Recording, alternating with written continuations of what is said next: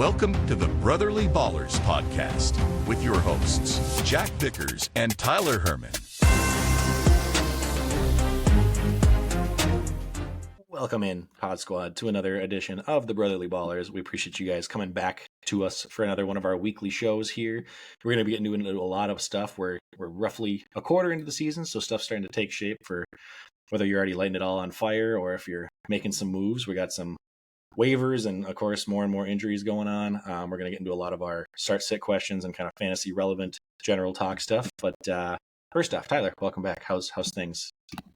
It's kind of bonkers. So we're through week 4 and going into week 5. I'm like, we always wait so long for it to get here, and then just absolutely cruises by. But hopefully you're like me and still enjoying it and enjoying the content that we put out. So yeah, it's been fun. We're a quarter of the way through, so let's keep rolling. Love it. Thanks for checking us out. If you're on Spotify or YouTube, YouTube is our main spot to check out. So we did get 2 new subscribers this week. We doubled our typical total, which is exciting. So up to 127. We're big time now. We're trying to keep creeping to that 150. Thanks in part to a couple of shorts last week. So go check out our previous week's episode if you want to see how wrong we are. But also a couple of shorts were fun. We had one on our draft that I saw Tyler spliced up, and then another one on our start sit with Braylon Allen going deep cuts against the Denver Broncos in that disgusting game. So go check those out. Give us a like. Commenting on the YouTube full videos is what really helps us a ton, just so we can reference your questions if you want to toss your own start sits in there, dynasty questions, any of your unique leagues, whatever. So all that is much appreciated. Give us some stuff to talk about. But first off, we're going to go into our first section, just kind of kicking things off with some fun, which Tyler, what's that called again?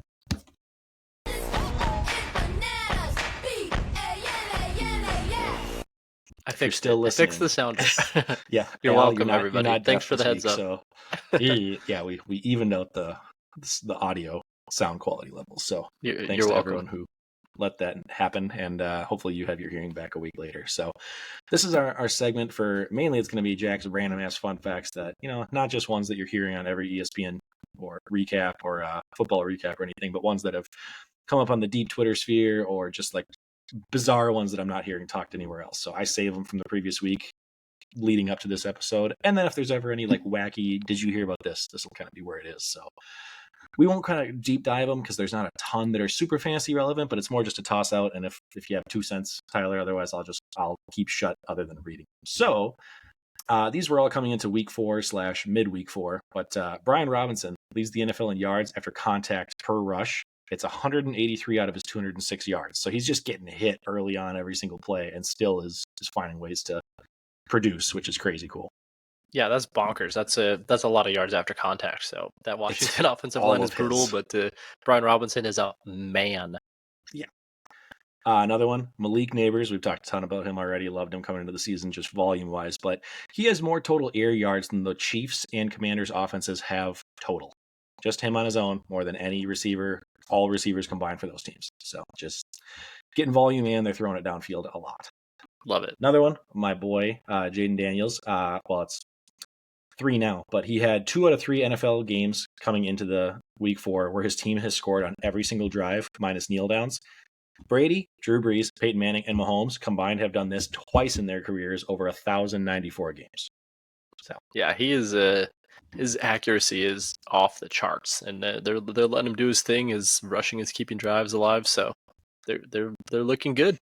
I loved that the previous week 3, they were talking like, oh, it's just all short passes and blah blah this and that, and then he's like, okay, I'm going to start targeting Terry now, and we're going to throw deep. So yeah, I feel like if the Commanders were a slightly better team, he would be legitimately in like the top end MVP race, but he's not going to get there because the Commanders will be like 500. So.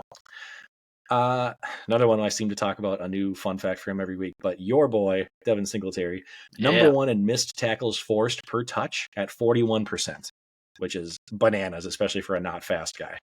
It is. He is slippery. Again, people have been sleeping on Singletary for years, and I've been absolutely banging that drum.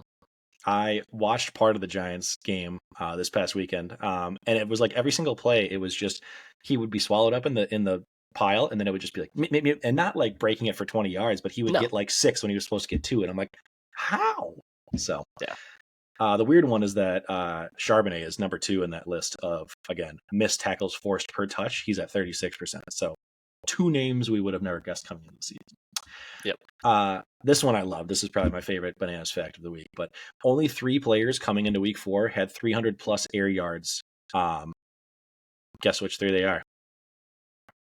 I'll give you a hint. They're all rookies. Goodness gracious. So just air yards for receivers? Yeah. So Malik, Marvin Harrison, and Rome. I know Rome is like number 1. Yeah, those are the top 3. It's literally just rookies, which is crazy. I mean, even I heard the fact Rome was way up there. Yeah, I mean, obviously Neighbors is the only guy there, but like Marv and Odunze both have like other competent receiving options on their team, and they're still just getting all the looks. So crazy to see. They're going to continue to progress and be even bigger hits. Coming into week 4, the end zone target leader. Never would have guessed this before the season, but Deontay Johnson with 6. I love it. I told you he was. I know he was a target. He was guy, my dude. Like, the fact that he's getting red zone above everybody is bananas. Yeah, there's just not a lot of trust in like the Chuba Hubbards in the world. We'll see if that changes with Jonathan Brooks coming back. They said they're not going to activate him this week, so probably closer to week 6, week 7.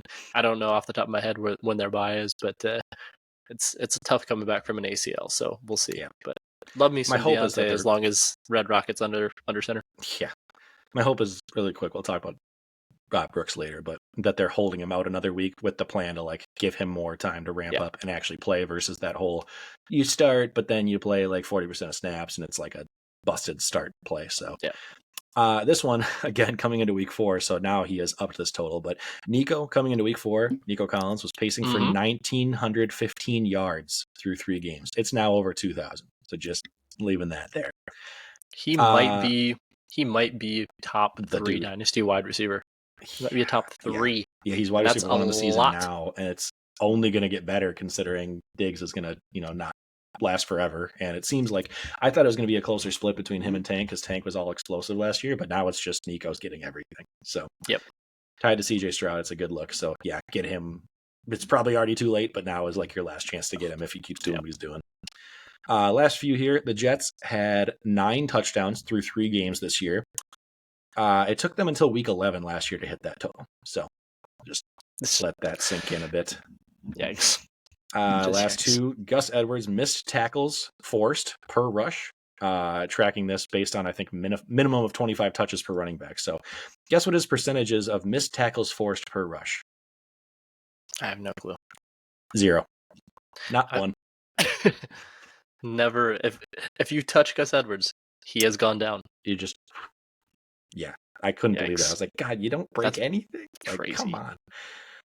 And the fact that J.K. Dobbins is doing it too with 1 leg. He's, last one. This one I read today. Through week 4, Josh Jacobs is now the all-time leader in most catches without a receiving touchdown. I did see that all-time in the NFL history. I was watching the game and I heard him bring it up. It was like over I don't remember the full number, but it's over 200 receptions without a receiving touchdown for somebody who's a great receiving back. So I did think that was absolutely bonkers, and actually have it in my phone notes. I'm like, I'm bringing this up if Jack doesn't. So that was awesome. And it's on that one. I think he's like 15 yards away from having the most yardage without a touchdown too. So like he's just going to break both records. That now in like 2 weeks he's going to get a touchdown. Oh no, he's getting it this week. Yeah, okay. There we go. You call your shot.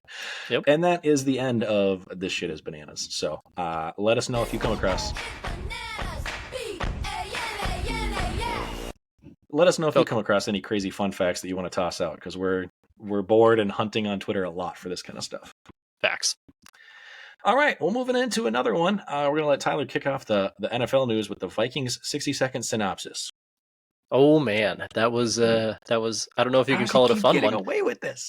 It was really fun, and then it really wasn't. So we played the Packers. We beat them 31-29. We tried to give it away. We really, really did. We were outscored 22-3 in the second half. Darnold went for 275, 3 and 1. Aaron Jones looked great in a revenge game. JJ looked great. Addison looked good coming back. So we're a team to reckon with, but we got to keep our foot on the gas pedal. It's a good thing our offense can keep up, because this was the bad side of what our defense can do and absolutely collapse. So, but we'll take it. It's a W. Yikes. I was talking to my friend John, also a diehard Vikings fan, during this game, and literally, like, he was at work, and so I was just messaging him updates as he was watching highlights and stuff. And I was like, I don't understand what's happening this first half. This is literally the most anti-Vikings thing I've ever felt. Like, we've never had everything just go our way. It's usually the opposite, where we're all of a sudden down 21-0, wondering what happened. And it was just every single thing was perfect. Tipped interceptions, like getting sacks when we normally don't ever get pressure on the Packers, like all this stuff in a big game. And then as soon as that stupid punt muffed fumble thing happened and they scored right away, I was like, there it is. There's what I'm used to as a Vikings fan. So I was so sure it was very textbook. Any Vikings fan is used to this kind of thing, that I was like, we're going to give this away, and it's just going to be exactly the summary of our fandom. But we held on, which is great. I mean, I went from feeling like I actually was believing, like, oh my God, we somehow are legit this year, to I lost a little bit of that in the second half. I still think, obviously, we're playing way above expectations, but it went from being like, I'm the full in bought in believer now post week 4, to like, I still don't know how to feel. So we'll see. Yeah, this will be a big one, week 5. Just to transition into that, we played the Jets. It's technically a home game for us, which is unfortunate. So we lose a home game. We play the Jets in London, so got to go across the pond. Sorry, Central timers. Enjoy your 8:30 a.m. kickoff. At least it's 9:30 out here on the East Coast. But it'll be interesting. Jets are off a horrid loss to the Broncos. Granted, I'll give them, they have a really good defense, but everybody played horrible. Rodgers played horrible. Brees, Garrett played absolutely horrible. I mean, even Braylon Allen wasn't great. So we're going to get a very pissed off Jets team. So I'm a little worried. That's what I'm afraid of. I feel like this is kind of like the letdown game, where they're going to have a reason to play for. It's not really a home game, so we don't get any kind of that advantage. We just had a big high, kind of like a emotional win. So this feels like the one you drop, but I'm also very worried about week 6 playing the Lions. Or week 7, I think our bye's in there. But playing the Lions, because they still feel like one of the favorites in the NFC. So like I really want this one, because I will expect to lose to the Lions. So I want to get this one to at least guarantee we're coming out 1-1. But yeah, I think it's just a matter of defense needs to keep making the impact. Like, we continue to get crazy pressure and sacks. We continue to win turnover battles. Rodgers is very, very good at taking care of the ball. So we're going to need to disrupt him and not let him sit back there. You know that he's going to do his hard count kind of stuff to try to throw the ball deep. We need to not let that happen, because that's always where a random touchdown happens against us, because we're not prepared. So defense needs to keep up the pressure. I know it's going to be a struggle offensively, but if we can at least hold them to 20 or less and make him make a couple mistakes, I feel a lot better. So yeah, agreed. I think we win unless we see that vintage Aaron Rodgers performance. We know how often we blitz. We also know how good Aaron Rodgers is at getting the ball out quickly. That little one-step drop, quick slants to Garrett Wilson and things like that is, I think, what we're going to see a lot this week, especially after down weeks. I mean, maybe he only has 40 yards or 50 yards, but I bet you Garrett Wilson has like 7 or 8 catches this week, and we start to get things rolling. Yeah, totally agree. I know we're kind of both saying already that we don't know how to feel completely. Are you bought in that this is at least going to be a playoff team? Are you trying to call your shot on division or not division, or like what number in the 7 playoff spots we finish? I mean, it certainly feels, like I said, with the collapses that we had, it feels more like a wild card team than a division winning playoff game. The Lions dominate. They absolutely, their offense is so ridiculous, and their defense is so good and has done it consistently. We feel like more of a wild card team. The playoffs are certainly there. I think just by starting 4-0, that already gets you such a massive opportunity. And imagine if we go into it 5-0 and into a bye week. I know it's an early bye week, but you have to feel like we're for sure a wild card contender. But I'm not so sure about the division yet. Yeah, I would agree. I think it's still Detroit's to win. I would like to feel like we can get the 5 or 6 seed and maybe play a lower divisional winner, because I'm sure Detroit will probably be the 1 or 2. So at least we can try to avoid them. But I don't know. It's still been surprising me. So who knows? If we can come in like 5-1 after the first 6 games, we got a really easy stretch that we'll talk about in future weeks. So I feel a lot better about getting double-digit wins from there. So we shall see. Anyways, enough getting excited about our home team. We'll get into some NFL pick'em here. So standings through week 4, we finally had a little bit of separation. Mac was the one of only 2 people to go 2-0 last week with the Texans and Vikings picks. Boldly, almost lost at the end there.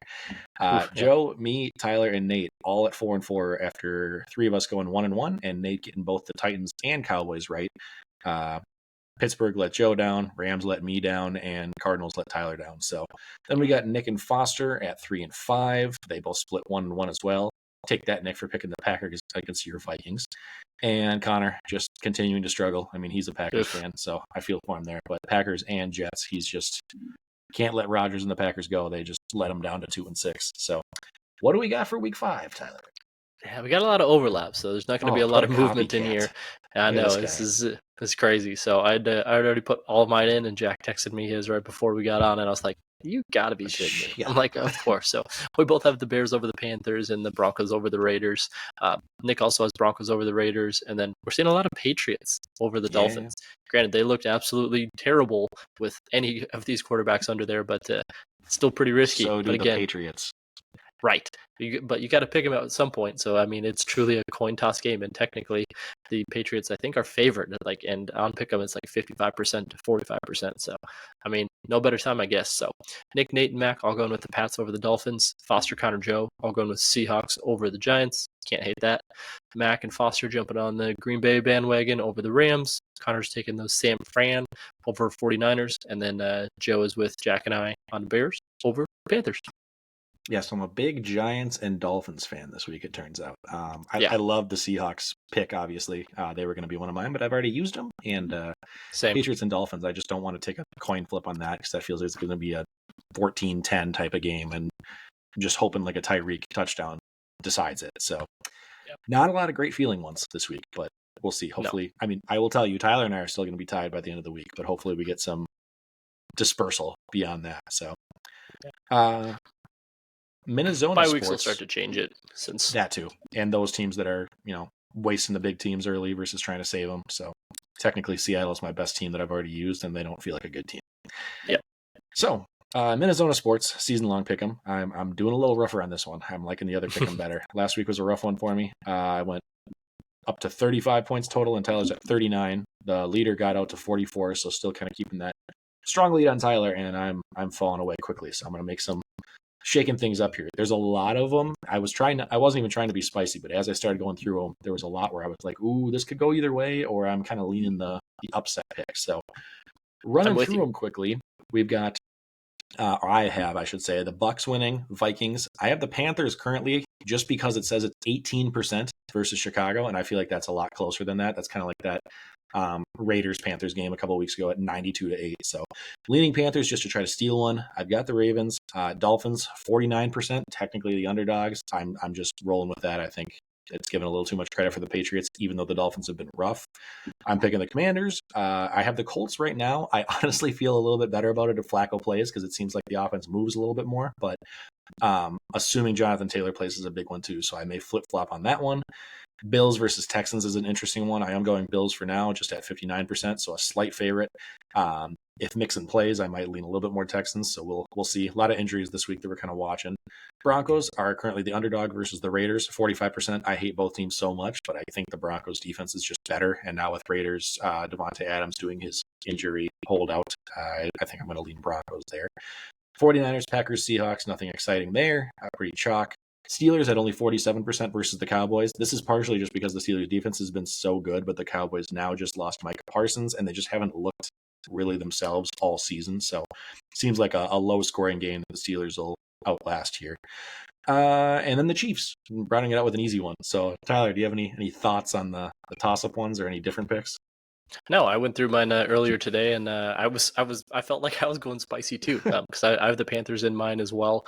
I did take the Texans over the Bills, so even just again with them being at home, and then I did pick the Cowboys. I got the Broncos in mine as well. So I think the only main difference is probably Cowboys over Steelers, and I definitely don't feel great about it. Yeah. Especially with the Steelers playing at home. And again, I have Colts there as well, pending the health of JT. So we'll see what comes out of that one. I like it. Rounding out with our underdog pick of the week, aka the bad or the worst team that's going to surprise and be closer than people are thinking. Last week, I actually had two saying the Rams over the Bears, but the Bears squeaked it out somehow. They made it work. But then I talked a lot about the Bucs versus the Eagles, which I was saying everyone's just going to pick the Eagles on name recognition, and the Bucs dominated them. So 1-1 for 2, not bad. This week, the one that kind of really stood out to me was the Cardinals versus San Francisco. In the pick'em, it's 94% versus San Fran, but again, they're still dealing with injuries. They've got a lot of issues that they just haven't looked fully powered. And the Cardinals looked amazing through the first 3 weeks up until the kind of dud versus the Commanders. So I'm feeling kind of a Jets situation like we talked about before, where they got embarrassed and they're going to come out swinging. It's a division game, so stuff gets tossed up a lot. If McBride plays, I think that could give them a little bit more of an edge. And I'm not saying they're going to outright win, but I think this is going to be a lot closer than almost consensus 100% picking the 49ers. So we'll see if we can keep the trend going. Yeah, you got to start picking these guys when you actually do pick them. I was like, you had the Eagles in there. I'm like, I picked the Bucks. I'm like, come on, they're at home. They're doing just fine. You got to start. I had the Panthers money where your mouth the is. Raiders. I need to just stick with it. That's what I'm trying to do this week. I'm trying to get a little bit more creative, but we'll see. Yeah.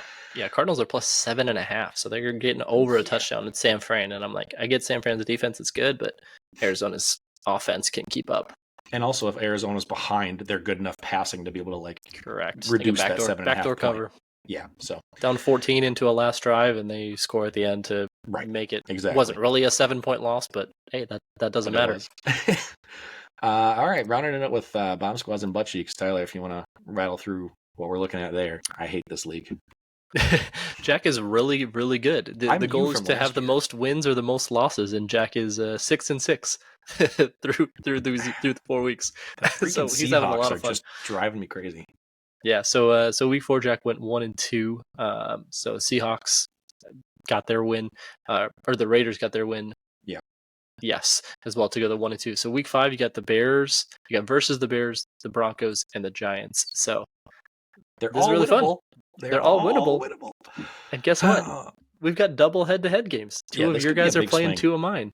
This is huge. So I'm 3-6 right now. Broncos, Giants, and Cardinals. So somehow, of all of them, the Broncos beat the Jets and all there, and the Giants and the Cardinals lost like they were supposed to. So, but week 5, I got Broncos against the Raiders. I got the Giants against the Seahawks, and the Cardinals against the 49ers. So this is going to be a big swing for me and Jack, both going for most losses. I think we're going to split because I still have the Broncos picked over the Raiders, but then the Seahawks should easily handle the Giants. I saw something where people were talking about like the big pretenders, the undefeated, since the Seahawks were 3-0 coming into Monday night. The Seahawks had like the 3rd easiest schedule through the first 4 weeks, even counting playing the Lions, and now they have the toughest schedule rest of the way through week 5. So granted, that includes another easy win still with the Giants, but the rest of the way, I'm really banking on it being like a quick swing, the Seahawks to maybe make a backdoor comeback here. So we'll see. Yeah, it's possible for sure. All right, general fantasy talk. So we are now moving into. Just keep swimming, just keep swimming, just keep swimming, swimming, swimming. I love that graphic so much. It makes me happy. Plus the song, I just can't not smile. It's so Swim good. Upstream. You've heard it before, so we won't cover a whole lot of it. But again, we're just picking an under 50% quarterback, trying to maintain week to week here. So week 4, both of us had actually a good week for a change. So I need to update whatever we ended up at as points. Was definitely on me. I just realized that I was like, that's not right. But didn't update it. So you can talk and I'll do it real quick. Perfect. So Tyler had Andy Dalton, Red Rifle, going against his former team, the Bengals. Pretty solid 15.7. I mean, he wasn't lighting things up, but you're not expecting a high ceiling with him. It's just that he's going to throw so much. There's going to be a good floor. So almost 16 points. That's pretty solid if you're forced to stream at this point. And then I had Geno versus Detroit. Exactly what I was hoping to happen. Big shootout. They were playing from behind. They just kept throwing it all night, yet touchdowns kind of all over the place. So 21.6. Overshadowed by the one that apparently we both should have picked. Justin Fields finally had his breakout dual threat thing. 2 rushing touchdowns on his way to almost 32 points. So that would have made up all my difference with Tyler right there. But it's okay. We got back on the board. So you didn't want it, did you? Yeah, it's fine. I'll take 21. That's all right.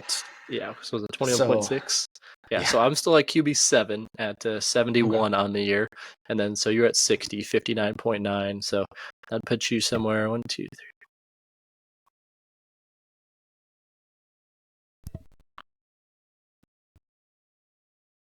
3. Somewhere around QB 17-ish. So moving 17? back up. Okay. Moving up 5 spots. I'll take it. I'm getting closer to that QB1. So, yep. All right. So I'll let you go week 5 picks here since you started off. Yeah, I guess I got to roll with it, right? I mean, they said he's going to come out and they're preparing like he's going to start again. So I will officially take Fields. He's only at like 30% owned, 32% owned. So I'll take him against Dallas. I mean, the Dallas Defense has been completely horrendous compared to how they were so dominant last year, and obviously losing Micah Parsons now doesn't help that. So you get a little bit of that. Justin Fields rushing floor is always great. He's got 3 rushing touchdowns this year, so didn't have one last week, had 2 this week, had 1 the week before. Always helpful. So it could be a low-scoring game, but again, that rushing floor is going to help elevate that, and I think we certainly get another QB1 finish for him. Yep, him projected over 20 points is bananas. That is bonkers. That seems a bit high, but again, that rushing floor. Yeah, that'll do it. For me, it feels like another one of those weeks where I'm picking second, and it's not a good week to have second because I would love Fields as well. But if I knew for a fact that Flacco was starting over Richardson, I would consider him because he's kind of got the Dalton effect where you just know he's going to throw a ton, and he actually uses his receivers. But based on that, I'm going to go just double down on Geno Smith again. He's going against the Giants this time, so really my only concern, because they're not able to stop anybody, my concern is just that they're going to be up early, very early on in the game, and be able to run the ball with Kenneth Walker with how good he's looked. But Geno's averaging 17.2. He's QB8 on the season somehow, and he only has 1 game under 17.5. So, I mean, feels like if I can get my 17, I'm pretty happy with that. The Giants allow quarterbacks to complete over 72% of their passes, which is 33rd highest in the league. So even if he doesn't have a ton of volume, I think if it's just easy completions, you've got DK and JSN who can just kind of take it to the house at any given play. So that might be enough if I get a big scoring player too. So we'll see. All right. I like it. All right. We're continuing our trend here into ship it or skip it. And I have maintained my plan to not look at any of these before. So I'm ready. All right. So first one for you, ship it or skip it. The Commanders are the new favorite in the NFC East. They're leading the division at 3-1 right now. Oh, God. I feel like I want to go spicy and say yes because I was talking about them as a playoff team before the year. I still don't think it's legit, so I guess I'm going to skip it. I think either the Cowboys get healthy, and we saw what happened with Dak struggling the first half of last year and then all of a sudden lit it up. So I think their roster is just better top to bottom. So while the Commanders are explosive, and I definitely see them as like a potential wild card team now, I don't think they're the favorites by any means.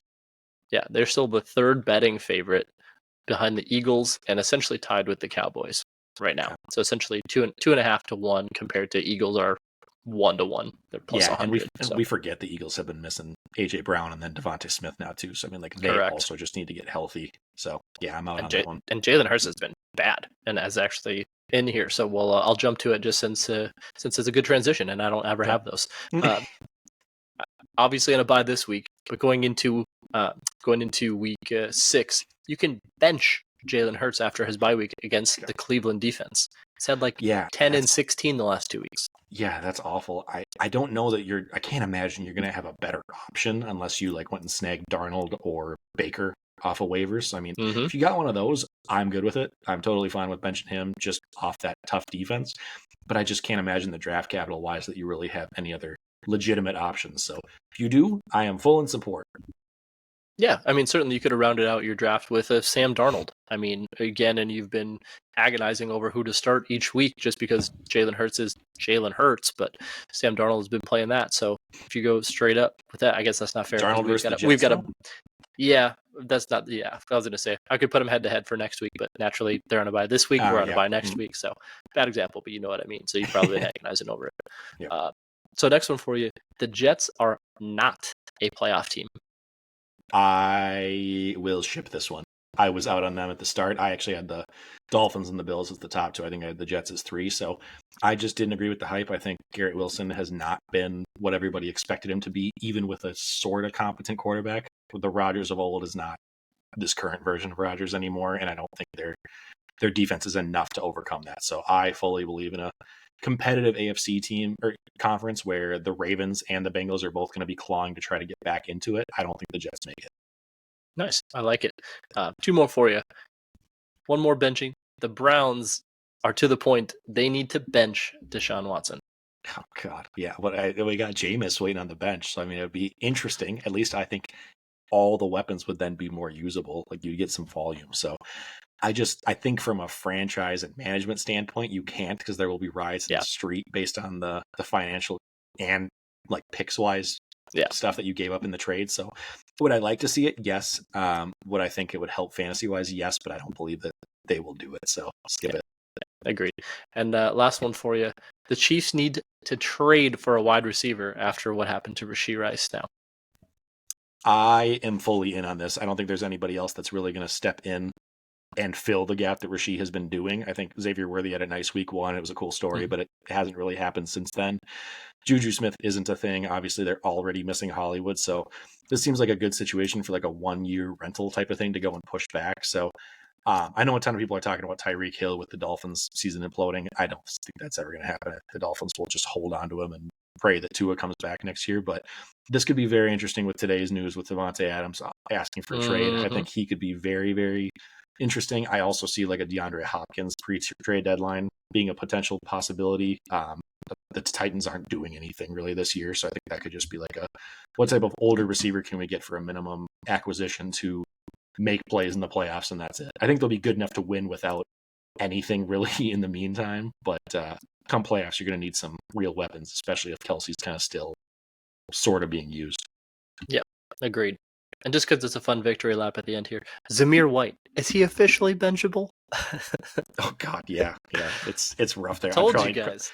I'm probably not trying to start 5th round draft pick, and he's just not good. It was the same, It was the same thing as his now teammate Madison, where everybody was drafting him in the 5th last year, and it's just like I don't see it. Like you're just picking him based on him being the first guy. So, well, right, yeah, and he is a horrible pass catcher, so he just never had a chance in a team that was always going to be losing. So I was going to say, you're welcome, everybody. I hope. And their number 1 receivers now not playing. Yeah, no chance. Yeah, agreed. That's what I got for ship it or skip it. Love that. All right, well, we'll move into our next similar segment here, and we'll talk about a little start-sit action this week. So we got, what's the segment again? Yeah, we call it Suit Up! Or... Now sit down and shut up. Well, suit up or sit down. Love it. Bring them on. What do we got? All right, so the first one, and again, we're just going week-by-week context, so this will be going into week 5, so we'll let you know who they're playing this week. So the first one, Ramondre versus the Dolphins this week, 29th against running backs, but he has fumbles now in back-to-back weeks, and in half PPR scoring, 0.3 and 6.2.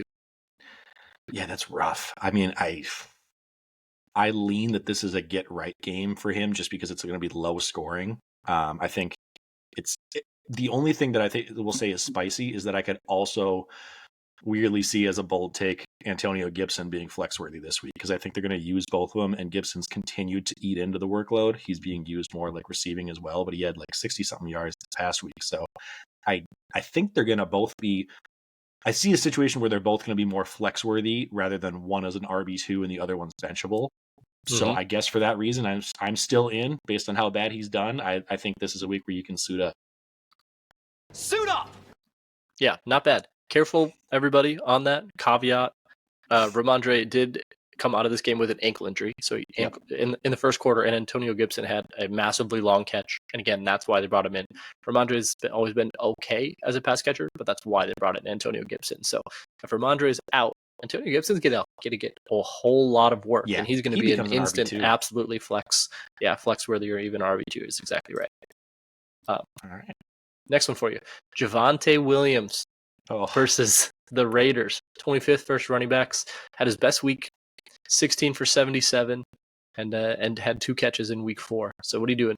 Sit him up or sit him down versus the Raiders? This is so tough. It feels like the exact same situation where he's struggled. He finally had one good week, but is that indicative of the first 4 weeks where he's not really been doing anything? And they've got other guys in there. Like they've got Tyler, who I thought his last name was Beatty, but apparently it's Bidet. Did you hear that now? I did. Yeah, so they've got him in there that's starting to take some workload. I think the Raiders are going to be significantly worse now without Devontae. So, I mean, this is probably another Patriots-Miami type of score where you can probably use him volume-wise. But again, I think I'm tempering expectations more as a flex. So I am good with starting him. I will say suit up, but it is a very low ceiling type of thing and probably matchup only based. Suit up! Yeah, I would agree. It's definitely a tough one, but he's shown enough and has enough of that volume that I think he's gonna continue to get the run. So really quick, I will say, if you get him this week and he does anything, this is the week I'm trying to trade him because I don't think he's going to be able to be playable against middle of the road defenses. It's like a look good against a bad D, and that's it. Yep, I like it. I'll go quickly through these next ones. Another individual that we've obviously talked about had, again, continually little mini breakout. Bucky Irvin against Atlanta. 10th versus running backs, up from 32% snap share to 42% snap share. Both him and Rashad had the exact same stat lines, 10 for 49, but Bucky got in the end zone. Yeah, we talked about this post week 2, the last 3 weeks, that it was going to continue to grow. It's now become a full-blown 50-50 split with these two, and he's getting some, like, he got his first touchdown. He's getting some of that key work. Atlanta's not a bad defense against running backs, so I don't think you're banking on a ton of volume here to make a lot of difference, but he's got the explosive upside where I'm still keeping him in until something else happens. They both came in hobbled slightly, and he still did great, so I think another week of rest, and the team continuing to trust him more and more, I'm suiting him up until something significant changes. Suit up! Yeah, I'm with you 100% on that one. Another tougher one with the QB woes, Jalen Waddle versus the Patriots. This last 3 weeks, 6.5, 4.6, 5.6 and a half PPR. Yeah, this is tough. I guess it was bound to happen. I was kind of wishy-washy, dipping my toe in, saying everybody was suit up along the way, but this is my first sit down. I think I just can't justify starting either. I mean, Tyreek is like a wide receiver 3 flex at best at this point until they figure things out with the quarterback situation. Like, you're just hoping for either one of them to break one big play, and if they don't do that, there's no chance that they're going to be happy with their week. So the volume's gone. I think the high yardage is gone for now. So I'm sitting him down if you got any other kind of explosive option. Now sit down and shut up. Sorry, Waddle. Never what I want to do to you, because you have the best end zone celebration in all of the NFL. So Jordan, great. Shout out to you. I know you love the Waddle. Waddle, But yeah, it's a tough one, and I don't expect it to be a high-scoring game against the Patriots. Next one for you, Tank Dell. Talked about him a little bit earlier versus Buffalo. Yeah. Second versus all wide receiver. Alternated good and bad games so far. 7.4, 1.8, 8.7. And again, mini caveat, got a chest injury coming into it, so we'll see what practice looks like. But Tank Dell versus Buffalo. Yeah, this one I think I would have been like 50-50 on the edge here, just all things considered. But when you take into the fact that Nico is lighting things up, Diggs is actually serviceable and doing okay, and then you add in they're going against a good receiving defense. Oh, and also he's slightly hollowed coming into the week. I think all of that combined is enough for me to tell the story that I'm sitting him down.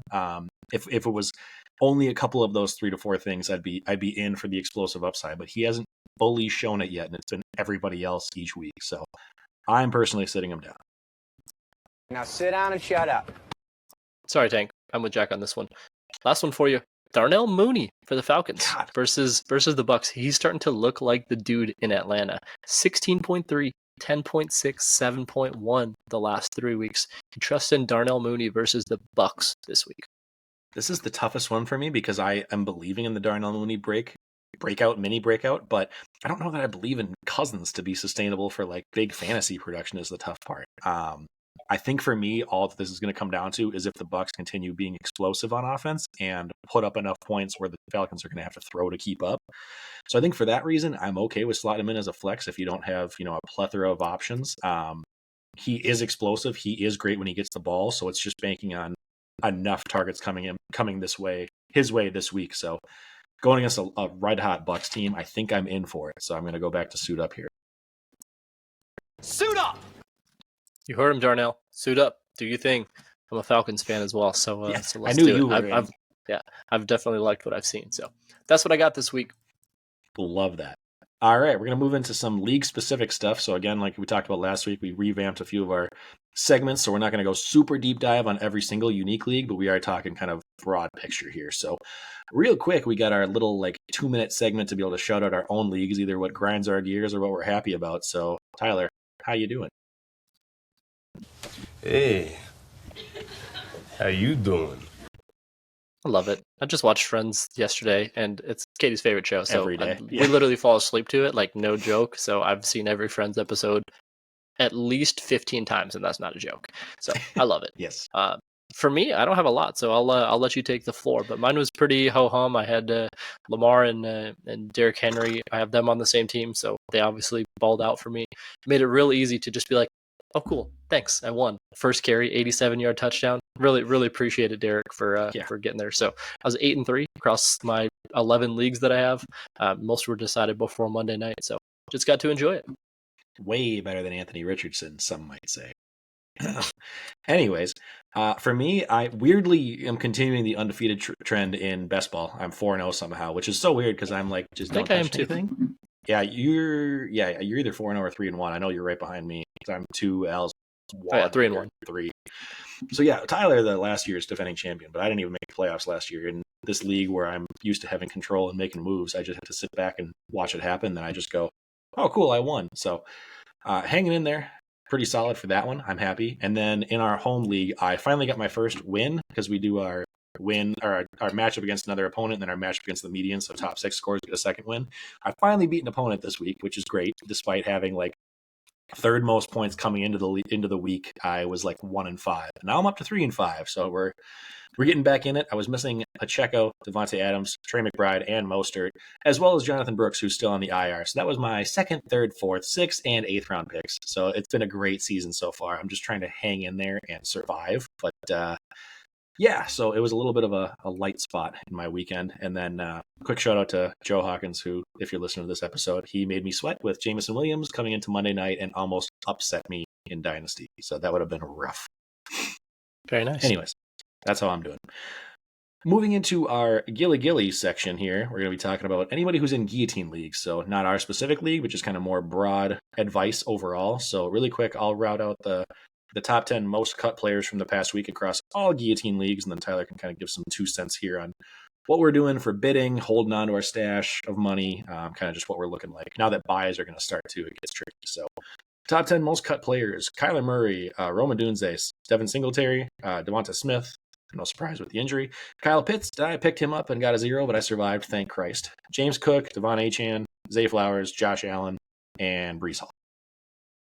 Oof, man. So yeah, this is a tough one for me. I think at this point, like usually after, like we said, week 4, you probably and hopefully did a reflection on how your draft has went and address some of these areas. But it's really hard to get excited about almost any of these. Breece, you felt like it was going to be super consistent, but with Braylon Allen jumping in, I'm not saying you don't go after Breece, but I'm not spending the $250, $300 of my $1,000 budget to get Breece, even if he is a lineup staple. I just think that's going to be closer to like a 60-40, 65-35 split. So it's hard for me to want to trust him and overspend to get him. Same thing, again, if you have a QB issue, I think you're usually deep enough. You don't have to go crazy on Allen. James Cook might be your best bet because he has that constant receiving work in a full PPR league, and he's getting a lot of that run. So under Joe Brady, he's been absolutely ridiculous. They just ran into an absolute buzzsaw of the Ravens, and Lamar and Derrick Henry controlled the ground. So he would be, honestly, my top target. Him and Achane, obviously, would be the 2 that I would be most willing to pay up for this week. And the rest, I'm throwing a decent bid out on them, like a Devonta, but I wouldn't get too crazy. BRB, I'm quickly adjusting my overpay to Breece Hall and my underpay to James Cook. I'm going to change those real quick. But yeah, I would agree. Most of them I'm really not going that hard at. I'm kind of doing my patented strategy of tossing out a bid to make sure somebody else doesn't get them for really cheap, but not trying to overpay for a lot of guys. So James Cook and Achane would help me personally with running back woes like a lot of teams have at this point. So one of them, just because you could pretty much at least have them as a flex at worst, even if you make it top 5 teams.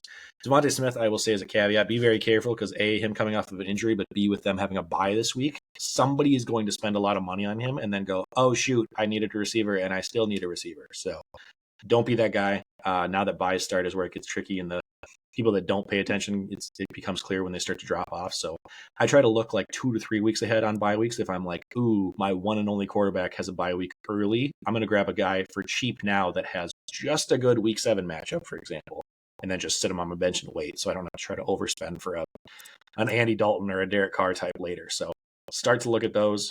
This week we've got the Lions, Chargers, Eagles, and Titans. Chargers and Titans probably aren't hurting your Guillotine league too much, except for maybe a flex, but the Lions and Eagles have a lot of players that are fantasy relevant. So hopefully you made plans already. If not, you're going to have to spend big this week. So did we have any big or notable bids that you noticed in our personal league last week? Really just 3 big ones that stood out. Jordan Mason went for $350. That is a whole lot. But with the CMC injury update, and now we got the Joe Mauer situation, bilateral Achilles tendonitis is what they're calling it now. So that's brutal. So shout out fun Minnesota Twins collapse. The quote on that, by the way, where they were like, "Oh, it's true that he has Achilles tendonitis in both legs now," and the coach was like, "Well, no, he doesn't have it in both legs. He had it in the left one, and then he overcompensated for it. So then now he has it in the right one, but we don't think it's in both anymore. It's just in the other one." I'm like, so yes, he has it in both. So yes, yeah, great. Anyway, so yeah, $350. So that's obviously big spend, but he's looking worth the money right now. So touche to you, I suppose. Still seems like a lot for me. Next one, Mahomes for $160. Man, that's a really tough one with how brutal, and I guess we'll just say conservative, because obviously the Chiefs are still undefeated. They're winning games. They just don't need to rely on Mahomes as much because their defense has been so good. They're willing to win the 24-20 games. Tyreek went for 125. I like that because if Tua was healthy, he's going for 200 plus. So I think there's better days ahead. And again, he's somebody who in probably 3 weeks, again, pending Tua's outcome, that you're going to be able to start weekly. So I like that. You got him for cheap now. Yep. Well said. Nothing else for me to cover on that one. So we're going to move into another section here, the DFS Faceoff. So Tyler, guess I don't what? want to I don't like this segment anymore. It's so easy the first 3 weeks when Jack has to get drunk on the air, and then you take advantage of him in the draft. But guess what?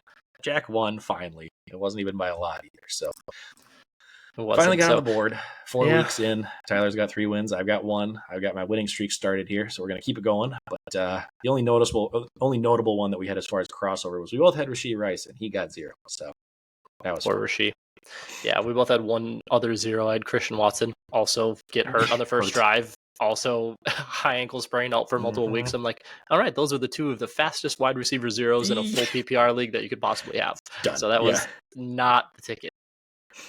As far as ones that we mentioned on air last week for like victory lap stuff, Jaden Daniels killed it. Andy Dalton, streamer we talked about earlier, was a little bit meh, but he was cheap, so whatever. James Conner and Chuba Hubbard, both awesome add-ins that I mentioned on running backs, looking for kind of middle of the road, 5,000-6,000 area. And then Deontay Johnson, also for the Panthers, was great. Godwin, so-so game, finally had it kind of come back down to earth with like an 8-ish point round. So underperformed for what you were paying him. I think it was 6,700. So not ideal there. As I go into the week 5 early thoughts, Tyler, what are we drinking this evening? We are drinking some Tito's, so vodka. I don't remember the last time I had a shot. It has been a long time. Kitty and I don't really drink anymore. So, Jordan, I believe this is actually your shot glass from college. So I still have it. If you would like it back, the answer is no. But cheers to you, JWoww. Take him drunk. He's home again, Jordan. Moving into some week 5 early thoughts while Tyler chokes that down like a champ. Why do people do that? That was terrible. Yeah, I had to do 3 of whiskey last week. I was dying. That was horrible. Yeah, I'm telling you. If you just put water in I'm going to go back to winning. Way better. No, don't do that. God, that was terrible. Tyler, turn your ears off. Don't listen to any of my picks this week because they're all going to be great. My streamer, Geno Smith, at 5,900. I already kind of talked about him being great, but Flacco, if he plays, is at 5,800. So if he plays, it's going to be a lot of volume. If you're trying to go elsewhere to spend up big, it's against the Jaguars' bad defense. So I don't hate that. Running backs wise, I've got Jerome Ford at 5,800 versus Washington. They are he's been given 79 and 78% of snaps the last 2 weeks, so he's getting a lot of volume there. And then Washington allows the 5th highest ground success rate and 5.3 yards per carry, which is very high if you're keeping track. I also expect Washington to lead, meaning that Ford is going to probably get more work in the receiving game, and he's been getting 4 targets and 7 targets the last 2 weeks, so he is used there. Lastly, really quick bottom barrel options. Trey Sermon if JT misses time, like we talked about previously. And I hate to say it, I hate him so much, but DeAndre Swift versus Carolina, or his teammate Rashawn Johnson, who keeps getting work too. So a few options at running back this week. Receivers are staples at this point. Deontay Johnson and Terry McLaurin, both are only 6,100, so I don't really mind that. That seems pretty cheap for how they've done in recent weeks. Michael Pittman, 6,000. I'm only doing this if Flacco plays, or his teammate Josh Downs for 5,100 being cheaper. I just think both of them are usable and capable if we have a quarterback who throws it deep. And then Dontavian Dwix at only 5,000. He might be kind of like my sneak-in flex guy. He got so many targets versus the Vikings, and with the news that Christian Watson is probably going to be out, that could be very interesting. It's kind of one of the mouths to feed in Green Bay. And then lastly, tight end, I looked at all the expensive options on the slate, and I kind of hated all of them for one reason or another. So Cole Kmet at 4,300 versus the Panthers. He's kind of had boom or bust this season so far, but versus the Panthers, feels like a decent play. So I might go there if I'm spending up big in the running back and wide receiver world. Yeah, quite likely Watson's out, high ankle sprain. They said he's week to week. So Dontavian Wicks getting in there, finally achieved what we kind of look for. And for the younger wide receivers is over 70% route participation. So Dynasty folks, just a number for you to remember. You're looking for over 70% route participation. He finally got that, and he has absolutely killed it. Love it. All right, moving into our last league focus segment, we got Dynasty Download. So this is kind of our section where if you've got questions on your Dynasty leagues, should I, look at my roster, should I rebuild or keep contending? Like, what's one piece I'm missing? What would you value this specific guy or this kind of pick? Those are the things to toss out for us there, and we can discuss. So first off, I always like to kick it off with a keep, trade, cut for each other. I'll kick it off with my one because I see you got two here. So I went for a little bit higher end levels this week, but we've got Tank Dell, who we've talked about a lot already on this episode in redraft context. Travis Etienne or a 2025 late first. We'll say anywhere between the 9 to 12.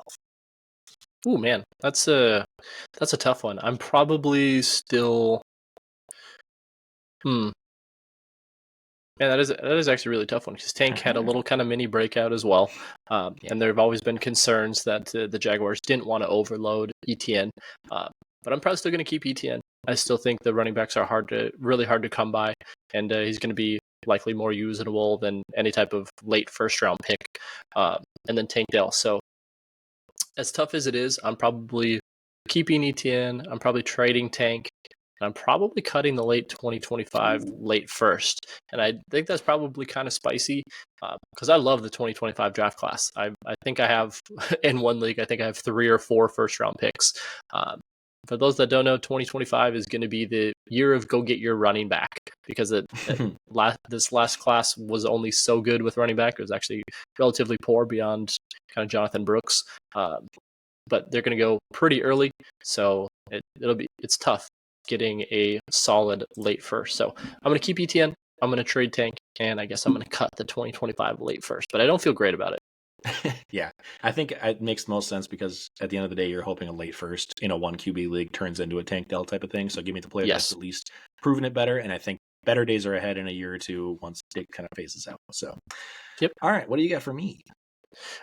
So kind of mid-tier ones for you, but I think interesting.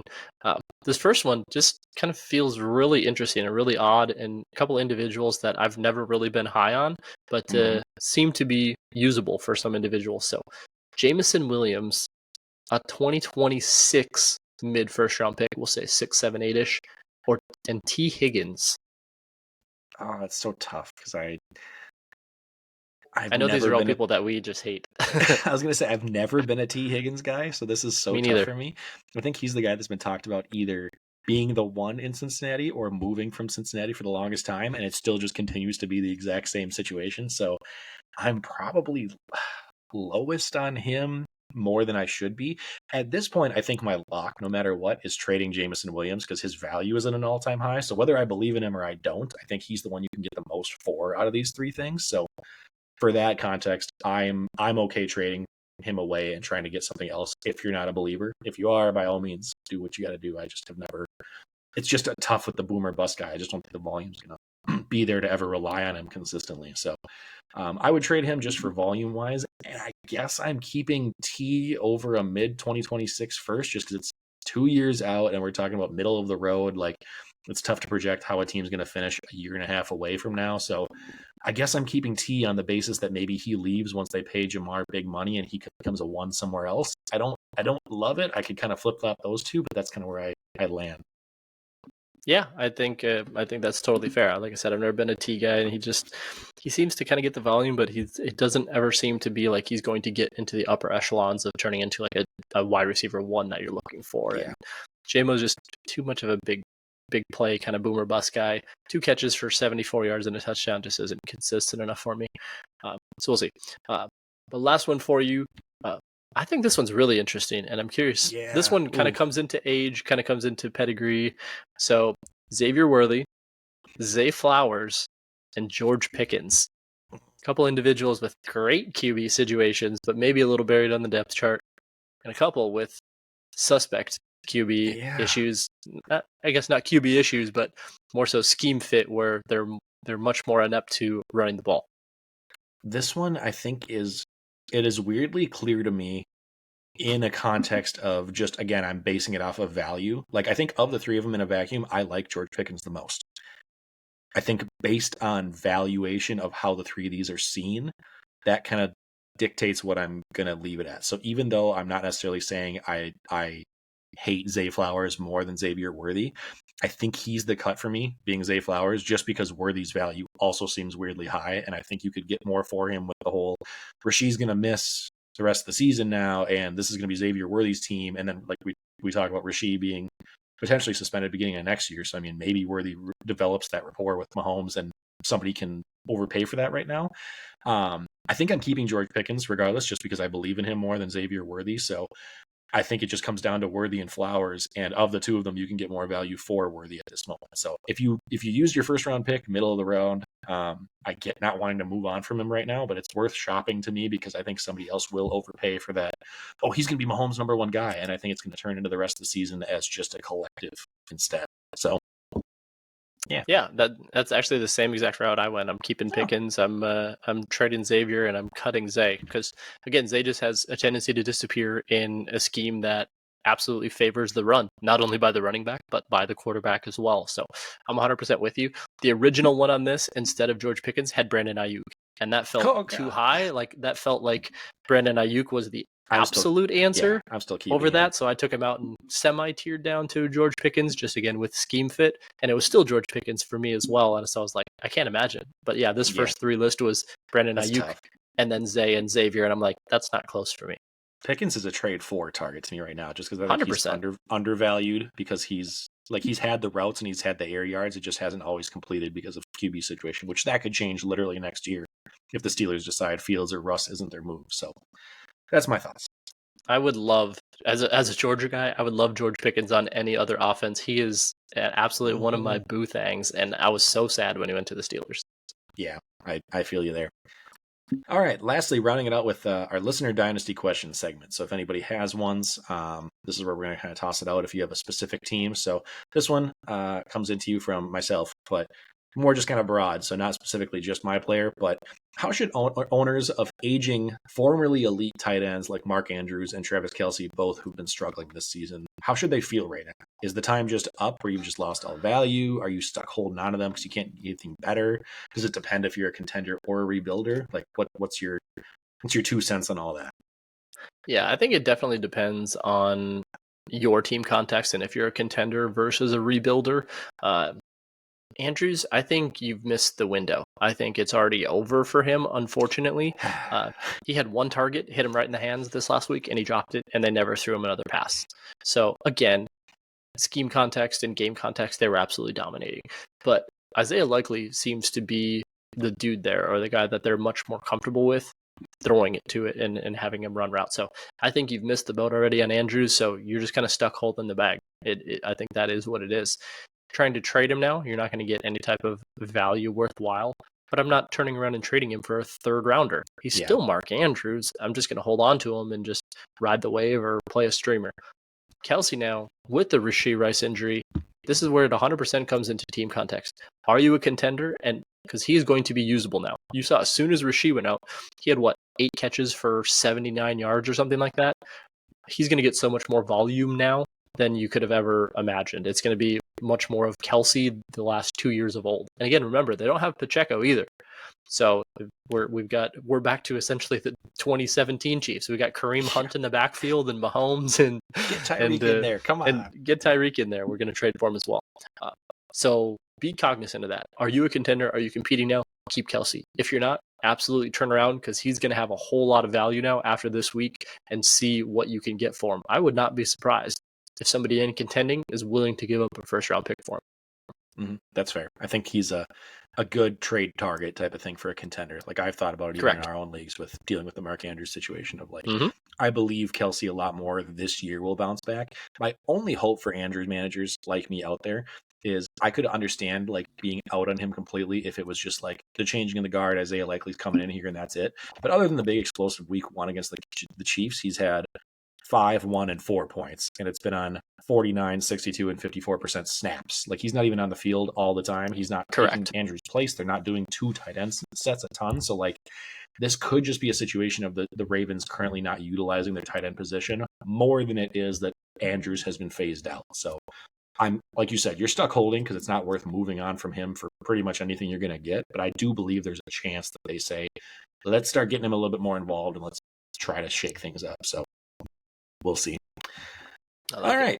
Moving into our last little segment here, some waiver discussions between injuries and some add/drop it like it's hot. So again, this is key waiver targets per position. We're not going to do a whole lot of deep dives on this because a lot of these guys we've already talked about either tonight or previous weeks, but we'll kick it off by position with Tyler going quarterback here. Yeah, we'll go through these quick. So we're already at 1 hour. So for anybody that has watched this far, thank you. I appreciate it. Like I said, it's just going to be waiver targets from here on out, and then we'll wrap things up. So appreciate you making it to the hour mark. We've got through all the fun games and whatnot. And so this will be just a nice little waiver wire segment, and then we'll get you out of here. So first one for you in QB, really there's only 2 for me. It's Justin Fields and it's Andy Dalton, 34% and 8.9% owned. Justin Fields with that rushing floor is, I think, somebody who's got to be an absolute priority add against the Cowboys this week. So he's the first one I'm getting if you got somebody on bye. And then as far as wide receiver goes, it's kind of a good week to need a wide receiver. There's a lot of guys out there. Injuries went down. Dontavian Wicks is my number 1 guy with Christian Watson out, 9.5% owned only. He's going to get all the targets. Him and Jaden Reed are going to go bonkers. Wan'Dale Robinson, PPR monster. I said it at the beginning of the year. My league neighbors can't get everything. Wan'Dale had 14 targets last week, and he caught 11 of them. So he's still going to be a PPR monster, 27.1% owned. Josh Downs, especially if Flacco plays, he's starting to get healthy. You see some of the elusiveness. Tar Heels, let's go. So Josh Downs, get him back, get him out there. Xavier Legette for Carolina. Sorry, Jack. Another great one out there. So like I said, as long as Red Rocket is under center, we're going to be doing something right. He's 25% owned. Loaded into running backs where it seems like it's the biggest mosh pit discussion every single week. But Kareem Hunt, surprisingly only 21%. I thought he would be higher overbid, though he came out and had a great game. So Carson Steele fumbling, seemed like he got tossed in the doghouse really quick with only 2 carries through the game. Kareem Hunt had 16 carries total, and P. Ryan had 5. So something to watch. Steele had all the work the first week. We don't know if it's going to continue to shake out this way with Hunt or if it's just going to be a complete monster pile here. Plus, CEH is eligible to come back too. Not that I think he's the guy, but enough to take another 3 to 4 touches here and there. Antonio Gibson, we talked about Ramondre a lot earlier. If his ankle bothers him and he misses this week, Gibson's a very, very nice play. So if you're at some running back help needed, or if you're the Ramondre owner, I'd pick him up. He's only 29.3% owned. And Ramondre continues to fumble, so I could see Mayo and the Patriots coaching staff going away from that if it continues to happen. Roshan Johnson, I've talked about him pretty much since week 1 when he was the healthy scratch, but DeAndre Swift's inefficiency combined with him coming in and doing well has led him to getting more work. Swift finally had a good game last week, despite my best efforts, but I still think Roshan is going to continue to get worked in. And then Trey Sermon, like 1% owned. He's just an ad speculatively if you're the Jonathan Taylor owner, because if he misses, Sermon's getting all the work. So could be interesting in a Flacco-led offense where they're going to actually have to not stack the box.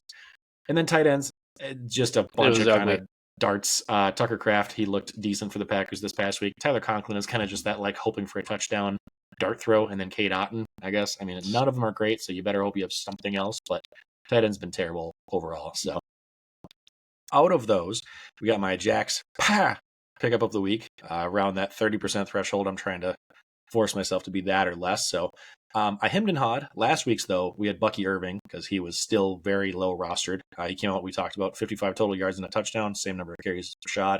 I would still go and get him ASAP if you haven't already. A lot of leagues he's owned, but he's going to continue to be usable at least as a flex explosive play.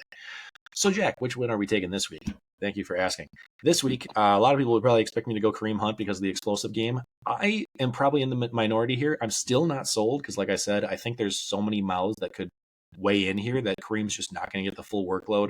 It was a close game, so the game script was a little bit different where they weren't just like grounding and pounding, which leads more towards Carson Steele's workload than it does Kareem Hunt's. So Kareem's staying in there just because it was a close matchup score.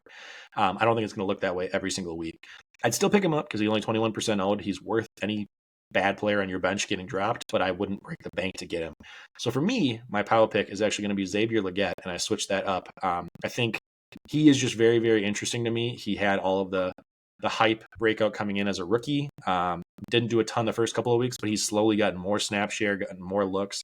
And the difference now is, unlike Bryce Young, Andy Dalton can sustain two good receivers. So Adam Thielen going on the IR, obviously he's going to be out for a while now. It could last longer than 4 weeks. But I think beyond Deontay, who's actually hobbled this week, so, Legette might be the number one. But beyond Deontay, we've got Legette, who's a young guy. He's big and he's still fast, so he can make a lot of impact on deep plays. So I would grab him now because I think he's going to continue to progressively get worked in more.